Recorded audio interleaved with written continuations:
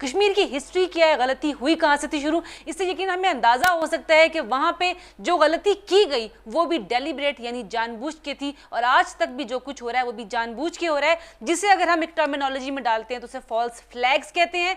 क्या गलती हुई थी, क्या हिस्ट्री थी, इसके बारे में खुद हिंदुस्तान के असातिज़ा जो बहुत ही पार्शल असातिज़ा है वो क्या कहते हैं, उनकी एक छोटी सी रिपोर्ट आपसे शेयर करते चलें। जी प्लीज।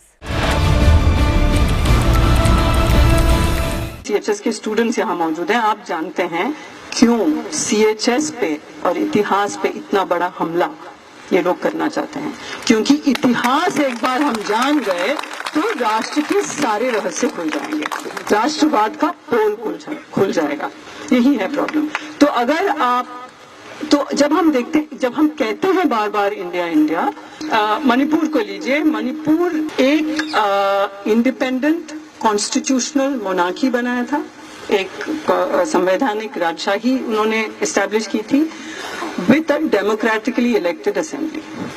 ये ब्रिटिश के साथ जो नेगोशिएशंस चले थे वो ये हुआ था बिल्कुल जनतांत्रिक तरीके से, कॉन्स्टिट्यूशनल मोनार्की, एक असेंबली जिसमें लोगों ने चुनाव लड़े लोग, और वो मणिपुर एक कॉन्स्टिट्यूशनल मोनार्की बन गया था। लेकिन विद इन मंथ्स मणिपुर के राजा को यानी कि हेड ऑफ स्टेट को गिरफ्तार किया गया और मणिपुर को मर्जर के लिए जबरदस्ती उसको मर्ज किया गया इंडिया के साथ। नागालैंड को देखिए, हैदरी एग्रीमेंट था नागा नेशनल काउंसिल और ब्रिटिश गवर्नमेंट के बीच में, और नागालैंड को 10 साल का प्रोटेक्टिव स्टेटस दिया गया। उसके बाद उनको प्लेबिसाइट का हक दिया गया था, लेकिन ब्रिटिश के जाते ही इंडियन राष्ट्र राज्य ने नागा टेरिटरी को अपना डिक्लेयर किया, और शायद सबसे पहला one of the first acts of the independent Indian government was to actually aerially bomb Nagaland. जो प्लेबिसाइट जो प्रिंसिपल अपनाया गया बाकी किंगली स्टेट्स के लिए, जैसे जूनागढ़ को लीजिए। जूनागढ़ के रूलर मुसलमान थे, लोग हिंदू थे, वो चाहते थे कि वो पाकिस्तान के साथ जाए, लेकिन प्रिंसिपल ये दोहराया गया कि लोग क्या चाहते हैं, और लोगों ने चाहा क्योंकि हिंदू मेजॉरिटी था कि हिंदुस्तान के साथ रहेंगे, तो जूनागढ़ हिंदुस्तान में आ गया। और ऐसे कई और स्टेट्स भी थे, लेकिन कश्मीर में ये हुआ कि जो एक्सेशन हुआ पाकिस्तानी वो ट्राइबल इन्वेजन के बाद, वो एक्सेशन एक शर्त पे हुआ था कि, और कश्मीर आप जानते ही हैं मुस्लिम मेजॉरिटी और हिंदू रूलर, तो वही प्रिंसिपल अपनाया जाना चाहिए था जो जूनागढ़ के साथ हुआ था।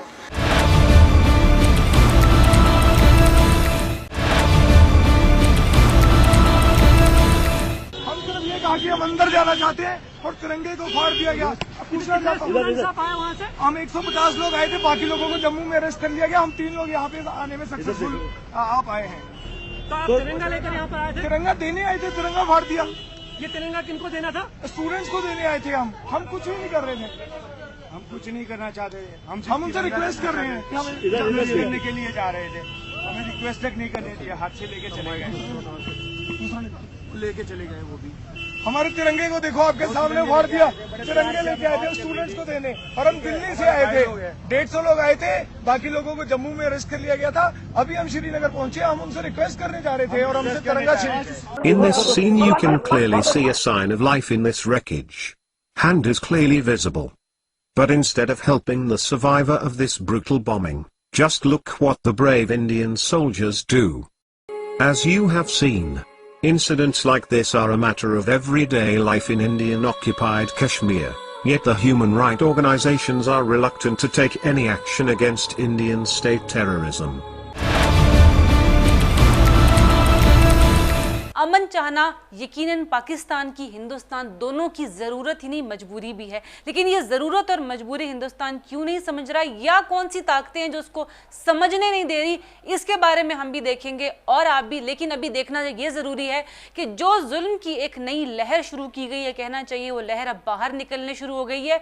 उसने एक ऐसा लावा निकलना शुरू हो गया है कि जिसके बाद पूरा हिंदुस्तान उसकी लपेट में आ सकता है। ये चीज़ हम शायद उनके फ़ायदे के लिए भी कहना चाहते हैं कि ये उनको खुद भी भी बहुत नुकसान दे सकता है। ये जुल्म जिसको वो ये समझ के कर रहे हैं कि शायद एक दिन कश्मीर और वो बहुत सी रियासतें जहाँ पे ये जुल्म की नदियाँ बही जा रही हैं उनके हाथ में आ जाएंगी, यकीनन और बहुत से इलाके भी उनके हाथ से निकल सकते हैं।